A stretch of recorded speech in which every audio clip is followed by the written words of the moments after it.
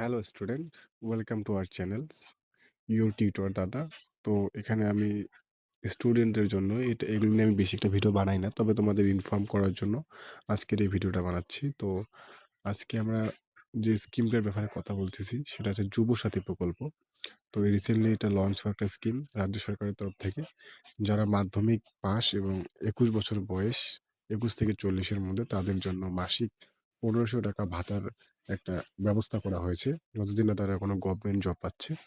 তো কি, কি ডকুমেন্ট লাগবে সেটা বলে দিচ্ছি। আধার কার্ড, মাধ্যমিকের অ্যাডমিট কার্ড সেটা বয়সের প্রমাণের জন্য, এবং আধার কার্ডের সঙ্গে মোবাইল নম্বর লিঙ্ক থাকা বাধ্যতামূলক।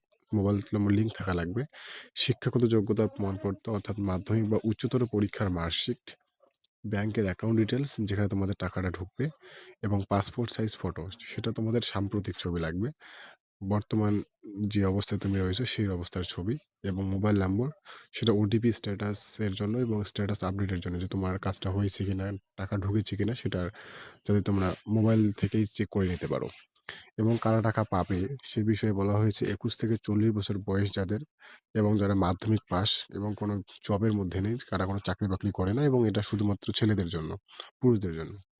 এবং কারা টাকা পাবে না সে বিষয়ে জেনে নেওয়া খুব দরকার। সেটা হচ্ছে কৃষক বন্ধুর টাকা যারা পাচ্ছ, তারা এই স্কিমের আওতায় থাকবে না।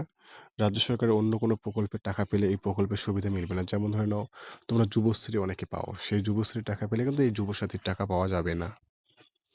দ্বিতীয়ত, এটা তোমরা দুয়ারে সরকারের ক্যাম্প, অথবা যে আমাদের পাড়া আমাদের সমাধান যে ক্যাম্পগুলো হয় সেখানে তোমরা আবেদন করতে পারবে, এবং আবেদনের তারিখ এখানে বলা হয়েছে সেটা ১৫ থেকে ২৬শে ফেব্রুয়ারির মধ্যে আবেদন প্রক্রিয়া চলবে অফলাইনে, এবং পরবর্তীতে অনলাইনে আবেদন প্রক্রিয়া হয়তো শুরু হয়ে যাবে, এবং টাকা ঢোকা তোমাদের শুরু হয়ে যাবে এটার ১ এপ্রিল থেকে ২০২৬ এই তারিখ থেকে।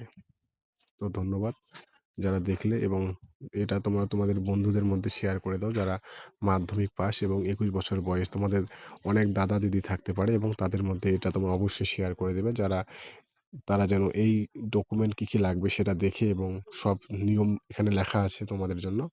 সব নিয়ম দেখে তারা যেন আবেদন প্রক্রিয়া শুরু করে দেয়।